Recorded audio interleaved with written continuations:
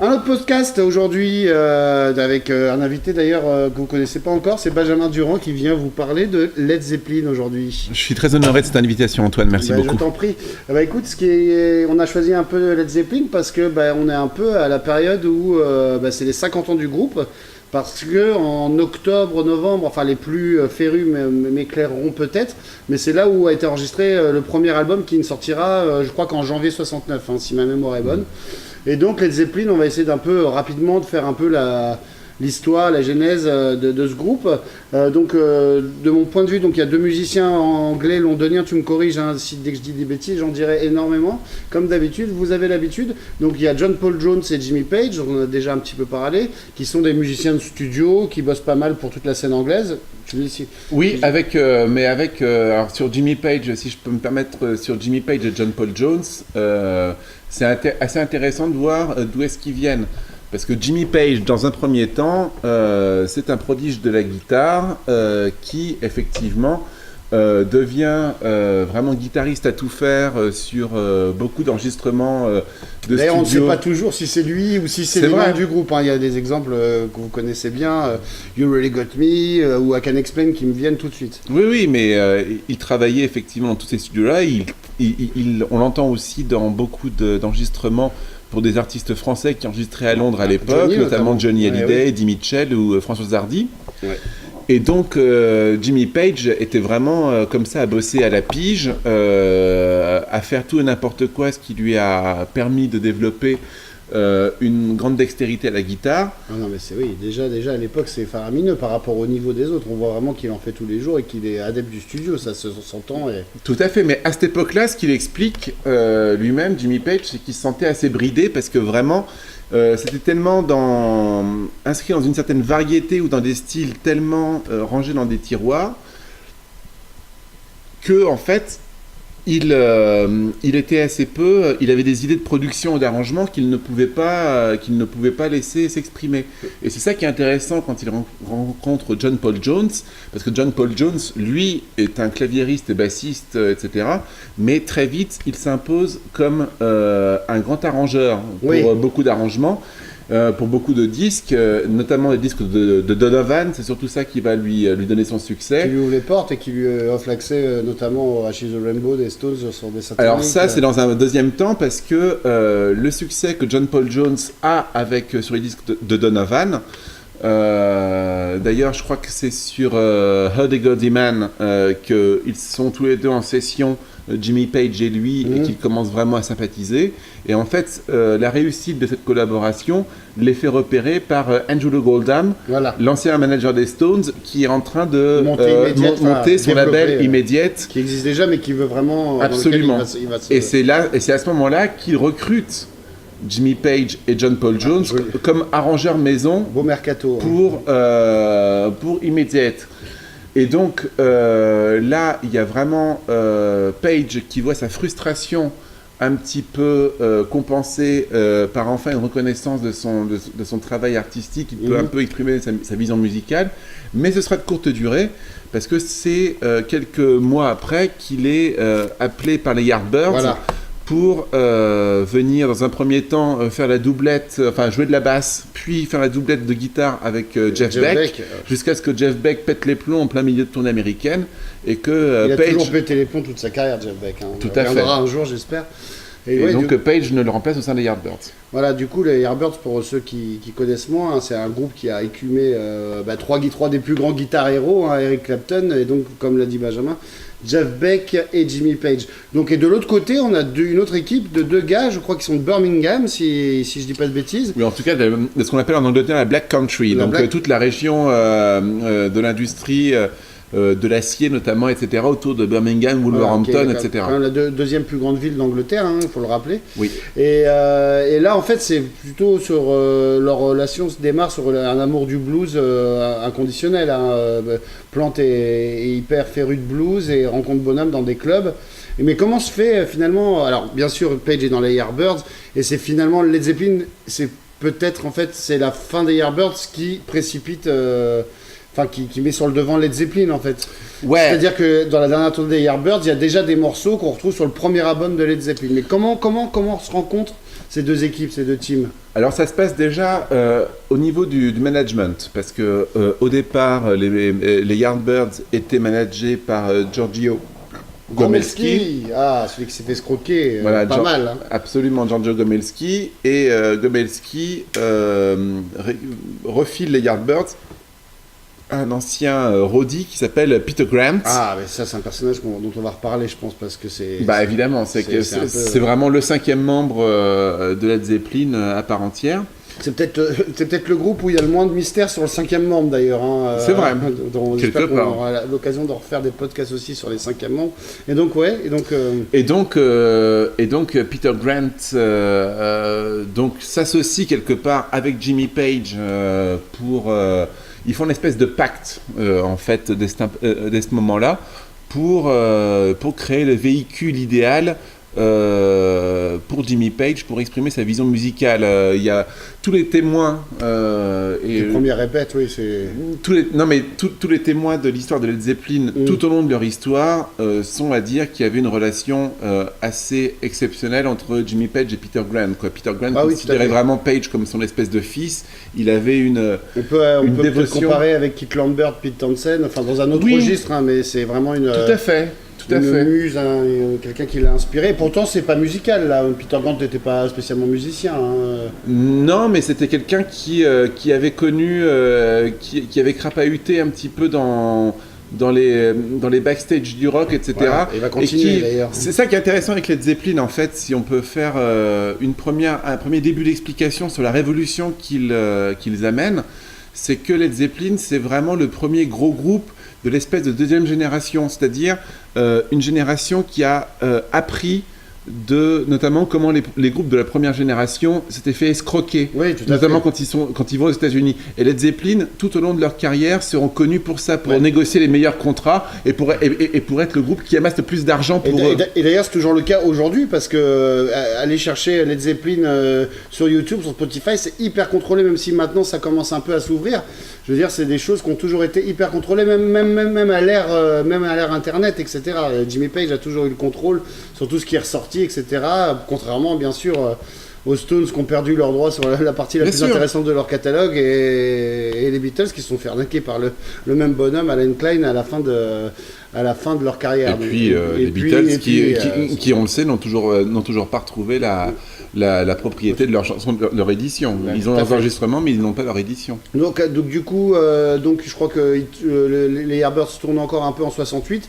Puis en fait, du coup, Yardbirds devient Led Zeppelin, sauf qu'il n'y a plus aucun Yardbirds sauf Jimmy Page qui reprend le business à son nom. Je pense que dans un premier temps, ça s'appelle les New Yardbirds. C'est ça. Pour finalement, tout simplement, enregistrer le premier album donc dès octobre 68. Et pour la petite anecdote, être refusé au Rock'n'Roll Circus par Jagger qui jugeait leur musique trop bruyante. Voilà. Un mois après, le premier album sort qui s'appelle Led Zeppelin.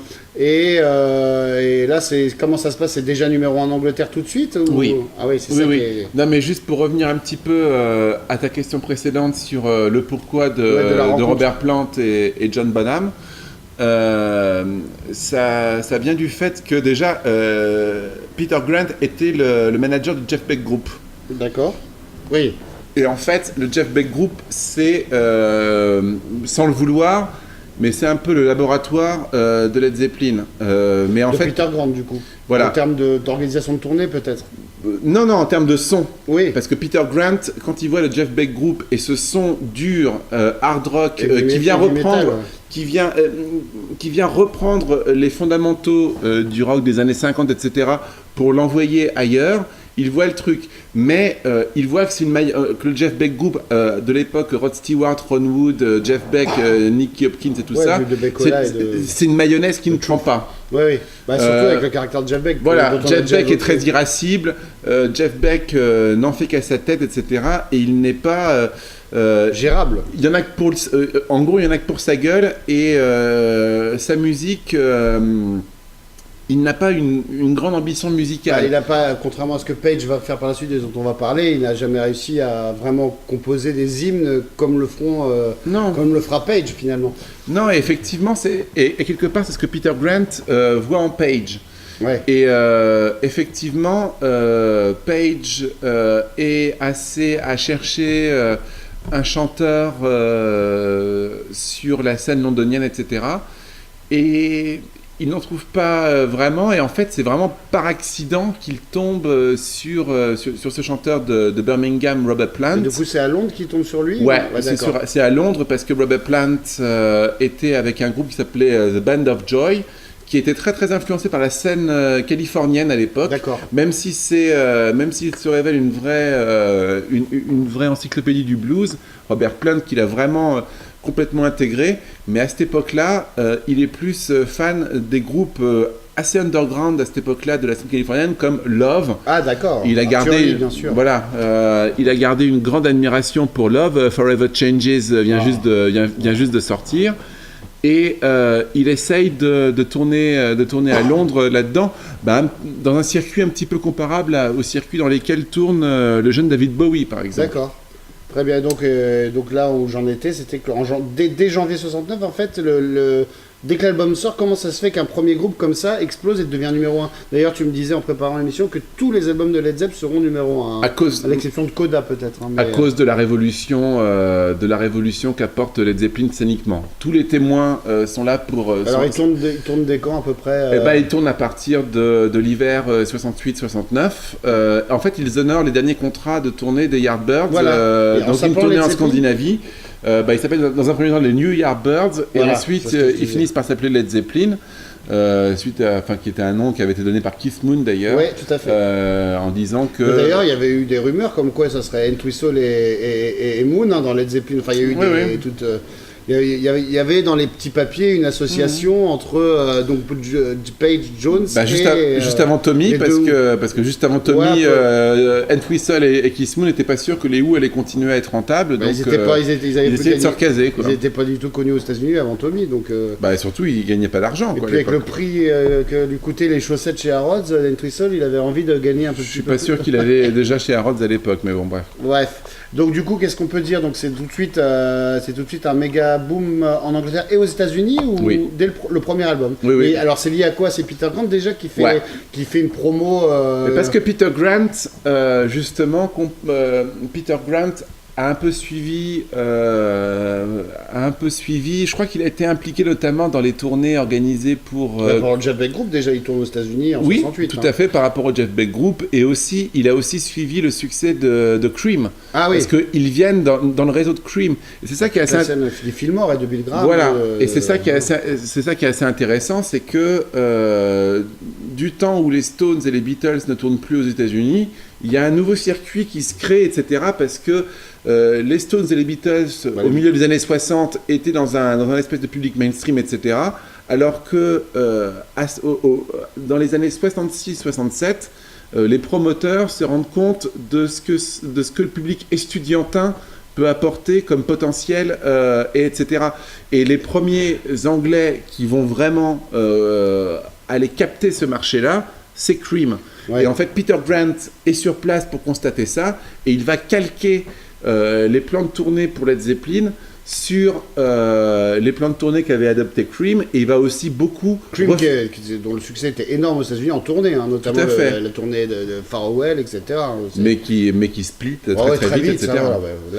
Et donc, et également, l'autre trait de génie de Peter Grant, c'est qu'il va comprendre l'intérêt d'aller faire diffuser la musique de Led Zeppelin sur un plan local. D'accord. Alors qu'avant ça, les groupes anglais faisait diffuser la musique sur un plan national, des grosses networks, etc. Donc en gros sur les deux côtes et au milieu, c'était advienne que pourra. Là, sur le modèle de ce qu'avait fait Cream, ils vont tourner dans le second marché, comme on dit. Voilà, ils envoient des gens distribuer les disques, effectivement. Donc, sur le Midwest et tout ça. Grosse tournée dès l'hiver 68-69. Voilà, et là, Led Zeppelin est un tel bulldozer, le groupe est tellement au point d'office que... incroyable. En gros, c'est l'impression que les gens n'ont jamais rien vu de tel, quoi. Bah, en tout cas, c'est clair qu'au niveau guitariste, il y avait déjà Hendrix, évidemment, qui était même déjà, enfin, qui avait déjà pour moi fait ce qu'il a fait de mieux, hein, c'est-à-dire les 3 premiers albums. Hein, il n'en a pas fait beaucoup derrière, malheureusement. Mais c'est vraiment une révolution sonore. Et pourtant, quand on regarde le track listing du premier album, on se rend compte qu'il y a déjà le Dazed and Confused qui était encore joué par les Yardbirds. Et après, il y a quand même pas mal de reprises. Je veux dire, l'écriture n'est pas encore ce qu'elle va devenir sur les albums suivants. Hein. Il y a beaucoup il y a des vieux blues, quoi, finalement. Oui, des blues réadaptés, etc. Mais une fois de plus transposés sur un spectre. La voix de Plante, qu'on n'avait jamais entendu un chanteur comme ça, peut-être. Enfin, en tout cas, pas chez les hommes. Non, tout à fait. Ça serait plus comparable à ce que pouvait chanter peut-être Janis Joplin. Tout à fait. Et donc voilà, et donc le deuxième album arrive assez vite ou pas? Bien sûr, il est enregistré en 69 aussi, il est enregistré en tournée d'ailleurs. Sur la route, enregistré où alors du coup? À New York, à Londres, oui je crois que c'est ça. D'accord. Principalement à New York, à Londres et puis peut-être aussi un peu à Los Angeles. C'est Eddie Kramer qui est qui est avec Hendrix avant. Il était Doors aussi, hein, non? Kramer. Je suis pas sûr. Non, je dis une connerie. Non, Paul Rothschild. Paul Rothschild, t'as raison, excuse-moi. Donc il est vraiment enregistré en tournée. Il vient capter un petit peu l'ambiance de la tournée et voilà, le groupe est complètement en feu et bon, heureusement. Non, mais j'allais juste rebondir sur le fait que le deuxième déjà apporte déjà des compositions qui resteront. Wall of Love. Voilà, déjà Wall of Love qui ouvre l'album, mais on peut parler aussi de Heartbreaker ou de choses comme ça. Et moi, une de mes préférées de Led Zeppelin, qui je suis pas méga spécialiste, c'est Living Loven, She's Just a Woman. Yeah. Et c'est une chanson de 3 minutes absolument parfaite. C'est rare que quand Led Zepp fait des espèces de singles, c'était pas du tout un groupe à single d'ailleurs. Non, mais alors c'est pire que ça. Est un chef-d'œuvre. C'est pire que ça. Là, pour le coup, il y a quelque chose à dire là-dessus parce que c'est quand même quelque chose de aussi tout à fait révolutionnaire dans l'arrivée de Led Zeppelin. C'est que c'est Peter Grant qui impose et qui, à multiples reprises, va même physiquement aller casser la gueule ou intimider n'importe qui veut sortir des singles de Led Zeppelin. Peter Grant avait le principe de Led Zeppelin. Led Zeppelin est un groupe de valeurs qui ne sort pas de single. Led Zeppelin ne sort que des albums. Et quand on veut avoir les chansons de Led Zeppelin, on n'attend pas de single, on achète tout l'album. Et c'est quelque part un espèce de génie marketing parce que c'est comme ça que Led Zeppelin va vendre autant d'albums aussi. Là, tu parles du génie de Peter Grant sur l'intimidation et tout. Malheureusement, on verra, je ne sais pas si on en parlera beaucoup ici, mais on verra aussi par la suite qu'il y a eu des dérives dans d'intimidation, notamment en tournée, et des choses vraiment horribles à savoir et à lire sur la vie de Led Zeppelin en tournée, notamment aux États-Unis, sur l'intimidation que pouvaient avoir les clans, etc. Enfin bon, bref, et on n'était pas encore à l'époque du hashtag MeToo. Voilà, sans parler de... Oui, voilà. Et heureusement, parce que, bon, bref. De toute façon, les groupes de rock là-dessus, c'est une autre époque. Donc le deuxième arrive très vite, donc Wall of Love, Heartbreaker, enfin c'est vraiment une... Et tout s'enchaîne, en fait, c'est simple, les 4 premiers albums de Led Zeppelin s'appellent 1, 2, 3, 4. Le troisième, pour moi, est un peu plus acoustique, c'est peut-être... Le troisième est vraiment une révolution. Ouais. Parce que le troisième... Pourquoi alors ? Le troisième, en fait, c'est un album qui est enregistré justement sur la première pause du groupe, entre guillemets. Donc parce que tout ça va très vite, c'est quand que c'est enregistré ? Le deuxième sort quand ? Tu m'as dit qu'il était enregistré en tournée en 69, mais il sort... Oui, il sort en 69. Il sort à l'automne 69, et le 3 doit sortir au printemps-été 70, je crois. Vraiment bien sûr. Prolifique. Bien sûr, mais le 3, il y a plusieurs révolutions. Déjà, c'est le premier qui est enregistré, donc il est enregistré hors tournée. Et donc, pour ce faire, Plant va proposer d'aller faire une retraite au Pays de Galles, dans un cottage près d'un endroit où il allait quand il était enfant, vu que le Pays de Galles est très limitrophe des Midlands dont il est originaire. Et ce cottage Brunion Hall, qui est vraiment, pour l'époque et pour un groupe qui a beaucoup de succès, un truc assez improbable, parce que c'est vraiment une maison où il n'y a limite pas d'électricité, pas d'eau potable, etc., mais où il se retrouve dans le plus grand dénuement, et où il décide de complètement aller à l'encontre de ce que les gens attendent d'eux, c'est-à-dire de faire en fait toute une moitié d'albums acoustiques, et Ouais, qui va c'est être formidable. extrêmement révolutionnaire par rapport à l'époque. Mais c'est le fait que ça soit acoustique, que c'est révolutionnaire, parce que tout le monde est plus ou moins revenu à l'acoustique des 68.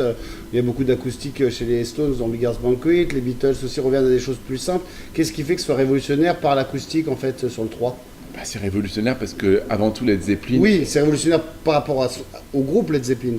C'est-à-dire qu'ils retournent vers les acoustiques, alors qu'il n'y en a pas du tout quasiment sur les deux premiers. Non, mais Led Zeppelin est un groupe jeune et nouveau Oui. à ce moment-là. C'est surtout un groupe qui a réussi à briser, à breaker, comme on dit, le marché américain. Et ça, c'est le fantasme incroyable. Et en fait, tout le monde est un peu jaloux, et en tout cas admiratif devant Led Zeppelin, pour avoir immédiatement su avoir le marché américain et vendre des cartons de disques à ce point-là. C'est-à-dire que les trois premiers sont au numéro 1 des deux côtés de Bien sûr, de bien sûr. l'Atlantique. Ah ouais, d'accord. Ouais. Bien sûr, c'est Ce qui le... n'est pas du tout le cas, par exemple, de plein d'autres groupes qui ont Bien du sûr. mal à... Enfin, qui ont des ventes... Bien sûr. Et donc, du coup, les gens, les professionnels des maisons de disques estiment que Led Zeppelin a trouvé une formule autour de ce son très très brut, de la batterie de John Bonham, etc. Et donc, proposer un album dont la moitié des morceaux, en gros, il n'y a pas la batterie de John Bonham, notamment Ouais, ni tout de à guitare fait, électrique, c'est ni de solo exubérant. Les mecs pensent qu'ils se tirent une balle dans le pied, quoi. Sauf que, évidemment, l'autre moitié qui est électrique est d'autant plus violente. Enfin, des chansons comme Immigrant Song, House on the Tiles, etc. Bon, bah, c'est des chansons qui... Et surtout, c'est vraiment... les chansons acoustiques vont devenir des espèces d'hymnes pour cette époque très bizarre des années 70, où on commence à entretenir une nostalgie des années 60, et j'ai envie de mentionner, pour se remettre dans l'ambiance de ça, de revoir le film formidable Almost Famous, en français presque célèbre, dans lequel plusieurs chansons, dans Tangerine ou That's the Way, du troisième album de Led Zeppelin, sont reprises pour illustrer les scènes des groupes en tournée, quoi, qui montrent ce qu'était quand même comme ça l'idéal américain sur cette période immédiate des après-années 60. D'accord, donc du coup on est sur le 3, et le 4 en fait finalement c'est peut-être le plus célèbre parce qu'il contient le fameux Stairway to Heaven et le solo et puis et puis la guitare de Page c'est le premier à écrire vraiment peut-être des petites pièces classiques à la guitare électrique. Enfin, il dépose un modèle, même si un grand débat, bien sûr, il y a un procès qui a eu lieu il y a encore quelques mois, faisait état d'un plagiat de Spirit. Donc après ça, je pense qu'ils ont... C'est les héritiers en fait de Spirit qui ont attaqué un procès, mais ça n'a pas marché, je crois. Non. Ils ont perdu. Et du coup, le 4, c'est peut-être un des plus célèbres, peut-être... Oui, par bien la sûr, présence de Stairway to Heaven, mais c'est pas le plus seulement. emblématique. Il y a quand même aussi Black Dog, il y a quand même des morceaux qui seront vraiment les fers de lance Black de la Dog, tournée rock and immense, roll. voilà, américaine de 72. Il tourne en 71, puis en 72, mais The Song Remain the Same, le film, c'est la tournée 72. Hein. La tournée 73. 13, d'accord. C'est Melissa Regarder 73. 13, donc là, c'est la tournée, officiellement, c'est la tournée Houses of the Holy. Parce que Houses of the Holy arrive, en fait, c'est un peu les Beatles des années 70, Bien finalement, sûr, quelque évidemment. part. C'est là, quand on en parle, ça me saute aux yeux, parce que c'est vraiment un groupe qui, du coup, a très peu de déchets, et finalement des albums assez parfaits. Même si, bon, après, on va en parler, très vite, tout le train de vie fait que il va y avoir des drames dans la carrière de Led Zeppelin, et c'est peut-être une des carrières les plus sombres qui va commencer en tout cas en termes de vie personnelle des uns et des autres, va pointer le bout du nez, quoi. On peut déjà parler de ça, là, au moment où on évoque House of the Holy, Oui. Où là encore un peu de... Non, oui, c'est vrai que c'est arrive après. C'est vrai que c'est ce moment-là, où les choses commencent un peu à toucher vers le drame, et parce que ça devient énorme, et que Led Zeppelin en fait a tellement réussi à garder un contrôle omnipotent sur tout ce qu'ils font, que trop de contrôle, trop de pouvoir amène une espèce de démesure et une espèce de... ça pourrait être comparé, si on était en politique, à de la dictature, en fait. Bon, ce qu'on va faire, c'est qu'on va faire en deux parties. Donc, du coup, vous retrouvez bientôt la partie 2 sur Led Zeppelin et sur la deuxième moitié des années 70. À bientôt. Bisous.